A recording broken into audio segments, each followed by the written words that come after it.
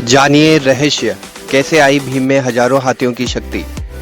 वैसे तो विश्व के सबसे महायुद्ध यानी महाभारत युद्ध में भाग लेने वालों में एक से बढ़कर एक कई महाबली योद्धा थे, और एक तो ऐसे महाबली योद्धा थे जिनके पास हजारों हाथियों का बल था। जी हाँ दोस्तों, आज हम इसी रहस्य को जानेंगे कि भीम के अंदर इतनी शक्ति आई कहाँ से। नमस्कार दोस्तों, उत्तराखंड दुनिया में आपका स्वागत है। चैनल को सब्सक्राइब करना ना भूलें। महाराज पांडु की मृत्यु के बाद जब पांडव और माता कुंती हस्तिनापुर आए तो कौरव पांडवों से ईर्ष्या करने लगे। दुर्योधन और दुशासन भीम को अपना सबसे बड़ा शत्रु मानते थे। दुर्योधन ने एक बार खेलने के लिए गंगा के तट के किनारे एक शिविर लगवाया और उसने पांचों पांडवों को भी वहां खेलने के लिए बुलाया।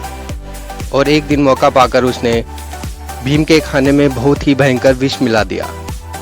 अब भीम ने वह विष भरा खाना खाया तो वह विष के प्रभाव से बेहोश हो गए। फिर दुर्योधन और दुशासन ने मिलकर भीम को नदी में फेंक दिया।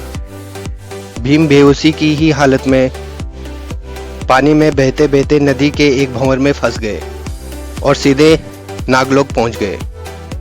वहां पहुंचते ही जहरीले सांपों और नागों ने उन्हें खूब डसा, जिसके प्रभाव से भीम के शरीर से दुर्योधन द्वारा दिए गए विष का असर कम होने लगा।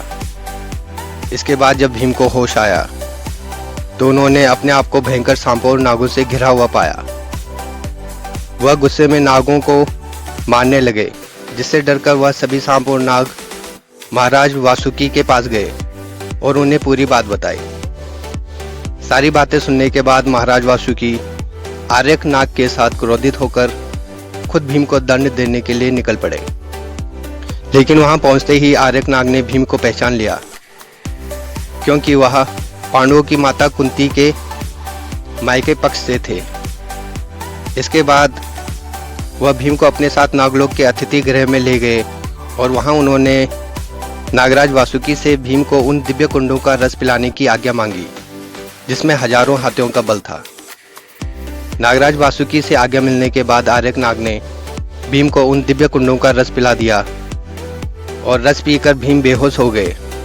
उधर पांडव और माता कुंती भीम को हर जगह ढूंढते ढूंढते थक गए, पर भीम का कहीं भी पता नहीं चला। भीम कुछ दिनों तक नागलोक में ही बेहोश होकर सोते रहे, और जब वो जागे तो उनमें हजारों हाथियों की शक्ति आ चुकी थी। भीम के होश में आने के बाद नागों ने भीम को दोबारा वहीं छोड़ दिया जहां दुर्योधन और दुशासन ने उन्हें नदी में फेंका था। फिर जब भीम हस्तिनापुर पहुंचे तो उन्होंने माता कुंती और अपने भाइयों को दुर्योधन द्वारा उन्हें विष देकर गंगा में फेंकने और नागलोक पहुंचकर अपने अंदर आई हजारों हाथियों की शक्ति के बारे में सारी घटना बताई।